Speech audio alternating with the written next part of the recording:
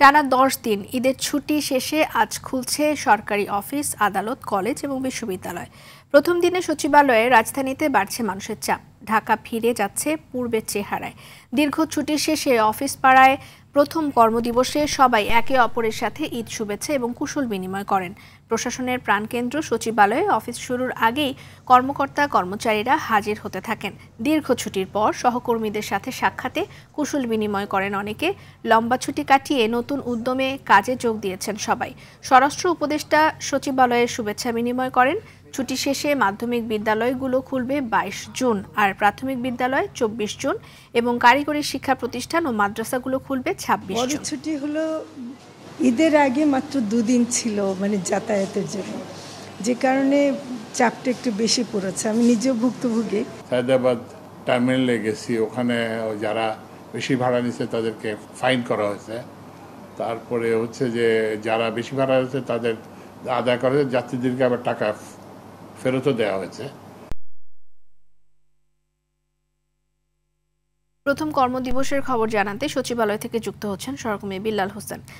বিল্লাল, বেশ একটা লম্বা ছুটির পর নতুন করে অফিস শুরু হলো, তো সেখানে কেমন পরিস্থিতি, সবাই কি বলছেন, ঈদ কেমন উদযাপন হলো, সবকিছু মিলে একটু জানবো আপনার কাছে।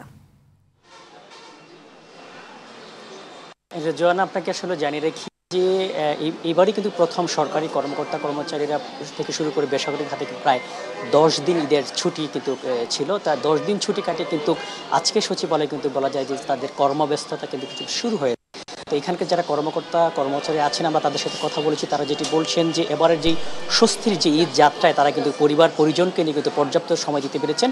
বেশিরভাগ কিন্তু এই দীর্ঘ ঈদ ছুটিতে কিন্তু গ্রামের বাড়িতে গিয়েছেন, গ্রামে তারা তাদের যে আত্মীয় সবাই কিন্তু সময় দিয়েছেন। আমরা আজকে এখানে দেখেছি যে উপদেষ্টা পরিষদের যারা আছেন তারা কিন্তু সকাল থেকে তাদের নিজ নিজ যে দপ্তর রয়েছে প্রত্যেকের দপ্তরে কিন্তু তারা অফিস করেছেন। আমরা এখানে কিন্তু আজকে সাথে কিন্তু কথা বিনিময়ের পরে কিন্তু আমাদের সাথে কথা বলেছেন পরিবেশ উপদেষ্টা রেজওয়ানা হাসান সহ বিদ্যুৎ ও জ্বালানি উপদেষ্টা, পাশাপাশি মৎস্য উপদেষ্টা, গণমাধ্যমের সাথে কিন্তু কথা বলেছেন। তো এখান থেকে কিন্তু আপনারা জানেন যে এই আজকে ঈদের প্রথম ছুটিতে তারা কিন্তু রাজনৈতিক যে ইস্যুগুলো নিয়ে কিন্তু কথা বলেছেন। যে গত 13 তারিখ যে প্রধান উপদেষ্টার সাথে তারেক রহমানের যে বৈঠক, সেটি নিয়ে কিন্তু সৈয়দ রেজওয়ানা হাসান যেটি জানিয়েছেন যে উপদেষ্টা পরিষদ সেই বৈঠক নিয়ে কিন্তু সন্তুষ্ট। পাশাপাশি যে মৎস্য প্রাণী সম্পদ উপদেষ্টার কাছে আমাদের প্রশ্ন ছিল যে এবারে কোরবানির আসলে সার্বিক ব্যবস্থাপনায় তারা যেটি বলছেন যে অন্যান্য বছরের তুলনায় এবারে কোরবানিতে গরু বড়গুলো কম বিক্রি হওয়ার পেছনে কারণ তিনি যেই মন্তব্য করছেন এবারে কোরবানির রাজনৈতিক ভাবে হয়নি, সেজন্য আসলে বড় গরু